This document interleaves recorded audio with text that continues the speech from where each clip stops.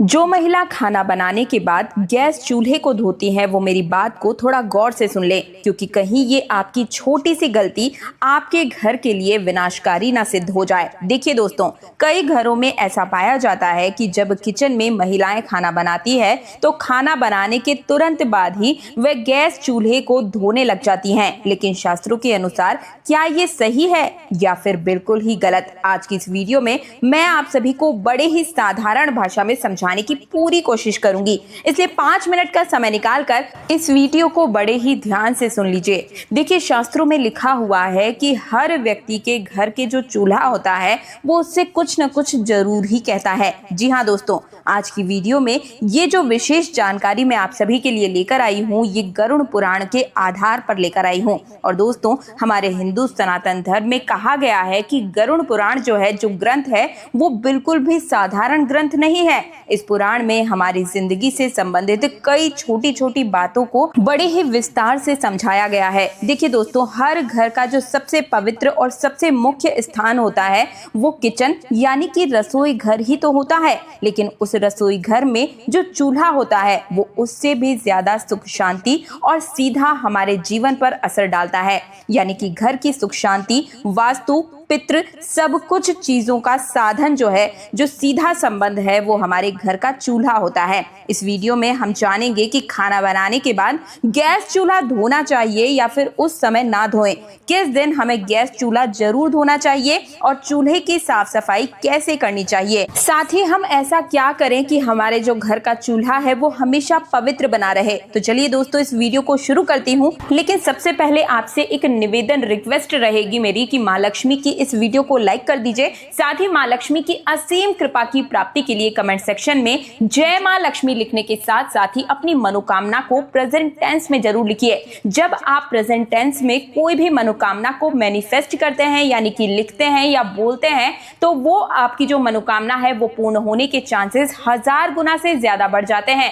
साथ ही जब दूसरे सब्सक्राइबर्स, दूसरे लोग जब आपके कमेंट को पढ़ते हैं तो कोई नहीं जानता कि कब किसके मुख में सरस्वती सवार हो और वो आपकी मनोकामना कहने मात्र से ही पूर्ण हो जाए। इसलिए कमेंट सेक्शन में आप अपनी मनोकामना लिखने के साथ मुझे ये बताइए कि आप हमारी वीडियो को भारत के या फिर विदेश के कौन से स्थान से, कौन सी जगह से देख रहे हैं। साथ ही अपना नाम लिखिए ताकि आने वाली वीडियो में आपका नाम जो है वो स्क्रीन पर दिखाया जा सके। साथ ही अगर आप अपनी कुंडली का भाग्य भी जानना चाहते हैं तो कमेंट सेक्शन में अपनी डेट ऑफ बर्थ और नाम और स्थान लिख दीजिए। राशि अनुरूप जो उपाय बनता पड़ेगा वो मैं आपको कमेंट सेक्शन के माध्यम से ही बता दूंगी। दोस्तों, आज की इस वीडियो में आपको अपने हर एक प्रश्न का जवाब मिल जाएगा। इसलिए सबसे पहले आप सभी कमेंट सेक्शन में आपके जीवन में यदि कोई भी समस्या आ रही है, कोई भी परेशानी है, कोई सवाल है, तो वो आप मुझसे वहां पर पूछ सकते हैं। हम आपके सभी सवालों का जो जवाब है वो कमेंट सेक्शन में ही बताते हैं और वहीं पर निश्चित रूप से आपको अपने सभी सवालों का आंसर मिल जाएगा।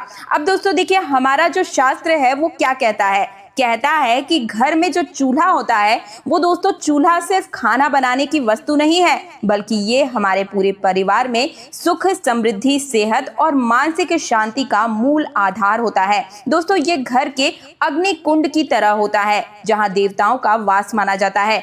इसे यूं समझ सकते हैं आप सभी कि रसोई घर और खासकर चूल्हा, घर का जो चूल्हा है वो सबसे पवित्र स्थान माना जाता है। और आप सब ने ये पढ़ा भी होगा कि गैस का चूल्हा सीधा संबंध इसका अग्नि देवता से ही होता है। और यही गैस का चूल्हा एक ऐसी चीज है जहां अन्न पकता है और कहते हैं कि अन्न ही तो हमारे प्राण है। दोस्तों, अगर प्राण ही नहीं रहेंगे तो फिर इस जीवन का क्या ही मतलब है। गरुड़ पुराण के अनुसार ये कहा जाता है कि यत्र अन्न तत्र लक्ष्मी, अर्थात जहां अन्न होगा, जहां अन्न का सम्मान होगा, वहां मां लक्ष्मी का वास होगा। चूल्हा वही स्थान है जहां अन्न पकाकर पूरे परिवार का पालन पोषण किया जाता है। इसलिए चूल्हा केवल एक उपकरण नहीं, बल्कि ये हमारे लिए सबसे पूजनीय स्थान होता है।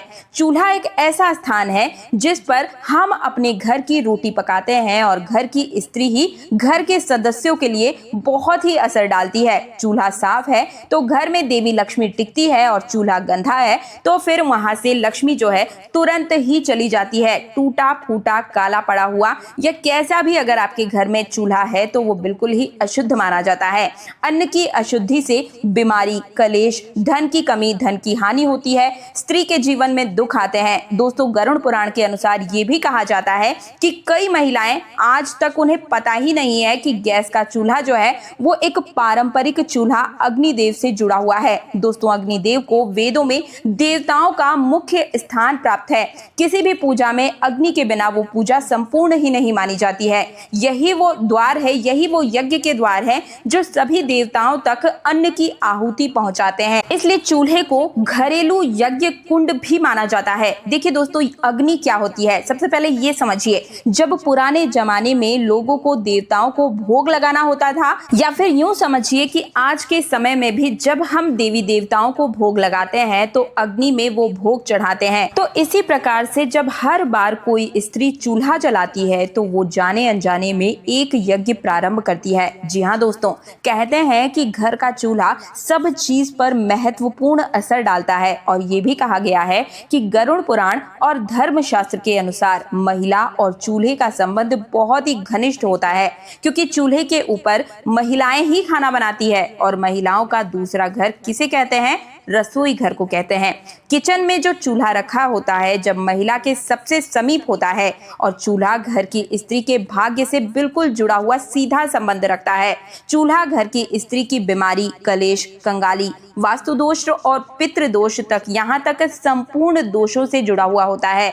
इसलिए मैंने कई बार पहले भी आपको अपनी वीडियो में बताया है कि हमारे घर में चूल्हे को गंदा नहीं रखना चाहिए, ना ही चूल्हा टूटा फूटा होना चाहिए और ना ही अपवित्र होना चाहिए। क्योंकि अगर हम गैस चूल्हे को बिना नियम के प्रयोग से यूज करेंगे तो स्त्री के जीवन में दुख तो आएगा ही, इसके साथ ही स्त्री को अपमान का सामना भी करना पड़ सकता है और स्त्री रोग, पारिवारिक तनाव भी आता है।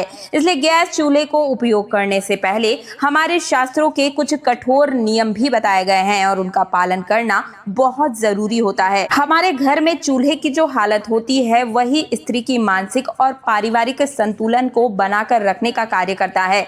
वास्तुशास्त्र में चूल्हे को रखने की दिशा का भी निर्धारण किया गया है, बहुत अच्छे से इसका उल्लेख मिलता है। रसोई घर में चूल्हे को दक्षिण पूर्व कोण में होना चाहिए और गैस का चूल्हा इसी रसोई घर में दक्षिण पूर्व कोने में रखना सबसे ज्यादा उत्तम माना जाता है, क्योंकि इसे अग्नि कोण माना गया है। जिस घर में किचन में चूल्हा अग्नि कोण में रखा जाता है उस घर में देवी देवताओं का वास हमेशा बना रहता है और खाना बनाते समय मुख पूर्व या फिर उत्तर की ओर हमारा होना चाहिए। यानी कि जब महिलाएं गैस के ऊपर खाना बनाती हैं तो महिलाओं को मुख जो है वो पूर्व की ओर होना चाहिए या फिर उत्तर की ओर होना चाहिए, क्योंकि ये दो ऐसी दिशाएं हैं जो शुभ मानी जाती है और दोनों दिशाओं में ही देवी देवताओं के निवास होते हैं, वे विराजमान होते हैं। इसी के अनुरूप दोस्तों, पश्चिम या फिर उत्तर दिशा में चूल्हा होता है तो कहा गया है कि उस घर में पैसों का अपव्यय होता है, यानी कि फिजूल खर्ची होती है और उस घर में पैसा कभी टिक नहीं पाता है। ऐसे घर में हमेशा कंगाली बनी रहती है, दरिद्रता, गरीबी बनी रहती है और साथ ही साथ घर में बरकत जो है वो बिल्कुल रुक सी जाती है।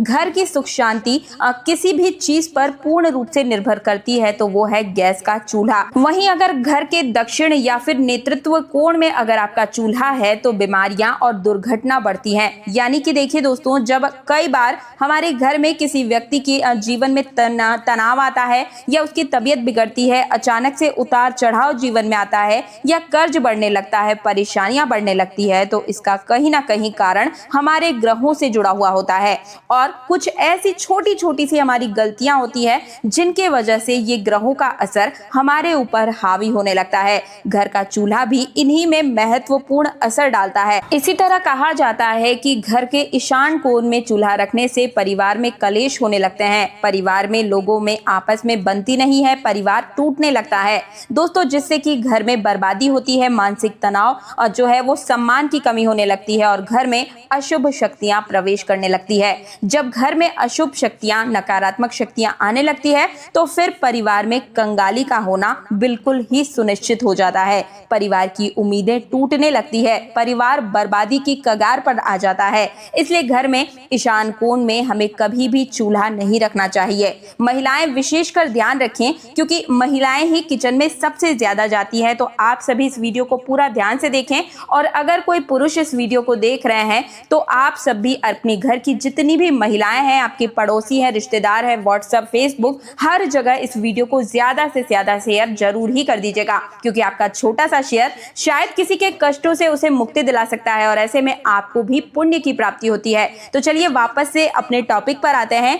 कई बार ऐसा होता है कि कुछ घरों में महिलाओं की चलती ही नहीं है, तो महिलाएं इस बात को अपने घर में सदस्यों को बताएं कि गैस का जो चूल्हा है वो किस दिशा में हमें रखना सही होता है और दिशा में रखना गलत होता है। दोस्तों देखिए, साफ सफाई हर घर में महिलाएं ही करती हैं, लेकिन पता नहीं साफ सफाई कैसे करनी चाहिए और कब करनी चाहिए। दोस्तों ध्यान रखिएगा कि गरुड़ पुराण और वास्तु शास्त्र में, साथ ही धर्मशास्त्र के अनुसार कई सारी चीजें हमें ऐसी देखनी चाहिए, ऐसी मिलती हैं कि जो हमारे घर की स्त्री के मन में प्रेम से और ध्यान से चूल्हे का पवित्र मानकर काम करती है और उस घर में बीमारी बहुत ही कम आती है। पति पत्नी में हमेशा प्रेम बना रहता है और धन धान्य की कभी कोई कमी नहीं होती है। दोस्तों रसोई से निकलने वाली सकारात्मक ऊर्जा पूरे परिवार में शक्ति फैलाती है, क्योंकि इस कलयुग में किचन ही एकमात्र सबसे पवित्र स्थान माना गया है। लेकिन कुछ ऐसे लोग हैं जो इसकी पवित्रता से अभी तक अनजान है। उन्हें लगता है कि रसोई घर में पवित्रता नहीं होगी तो कोई फर्क नहीं पड़ेगा, लेकिन रसोई घर को हमेशा पवित्र रखना चाहिए।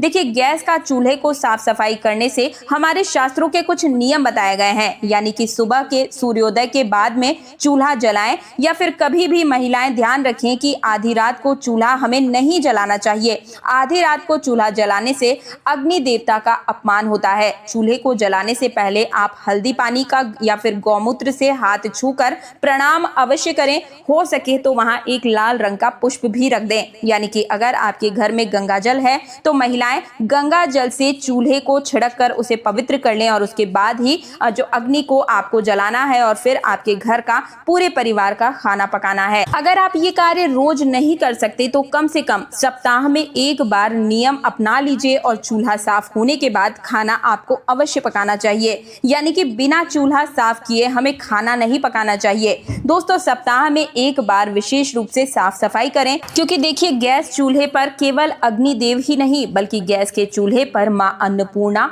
माँ लक्ष्मी का भी स्थान होता है, उस पर विराजमान रहती हैं। तो नींबू और नमक मिलाकर चूल्हे की जली हुई साफ सफाई हमें जरूर ही करनी चाहिए। ब्रश या फिर कपड़े में कोनों में अच्छी तरीके से चूल्हे की सफाई करके हमें जमी हुई गंदगी और तेल के धब्बों को पूरी तरह से जरूर हटाना चाहिए। गैस पाइप और वाल्व को गीले कपड़े से पोंछें और वहां की गंदगी जो जमी हुई है उसे भी हमें साफ जरूर ही करना चाहिए। ये बात भी समझने के लिए बहुत ही गौर देने वाली है कि वास्तु दोष जो है वो हमें बड़ी बड़ी चीजों से नहीं बल्कि हमारी छोटी छोटी गलतियों की वजह से ही लगता है। और महिलाओं को खास कर क्या नहीं करना चाहिए और क्या जरूर करना चाहिए, चलिए अब हम जानते हैं। दोस्तों बिना स्नान किए हमें चूल्हे पर खाना नहीं पकाना चाहिए, ये बिल्कुल ही वर्जित माना गया है। आज के समय में आधुनिक महिलाएं, जो कामकाजी महिलाएं होती है, वो क्या करती हैं कि बिना नहाए ही सीधे किचन में चली जाती हैं और चूल्हे को छूती हैं और खाना बना रख देती हैं। कई महिलाएं मटकी को साफ नहीं करती है और जूठे ग्लास जो है वो मटकी में डालकर पानी पी लेती हैं, जो कि पूरी तरीके से वर्जित माना गया है।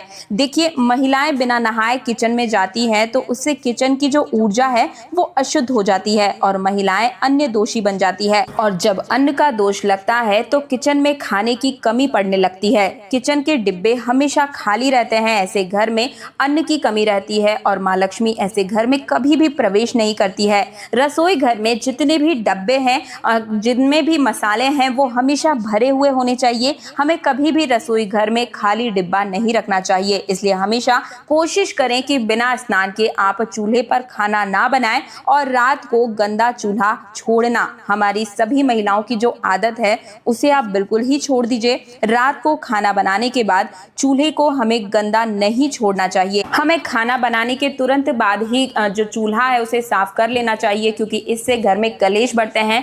कई बार महिलाएं क्या होती है 3-3, 4-4, 8-8 दिन तक जो है चूल्हे की साफ सफाई नहीं करती है, तो ऐसे घर में निश्चित रूप से जो संतानें हैं वो माता पिता की बात नहीं सुनती है। घर में बात बात पर वाद विवाद होते हैं।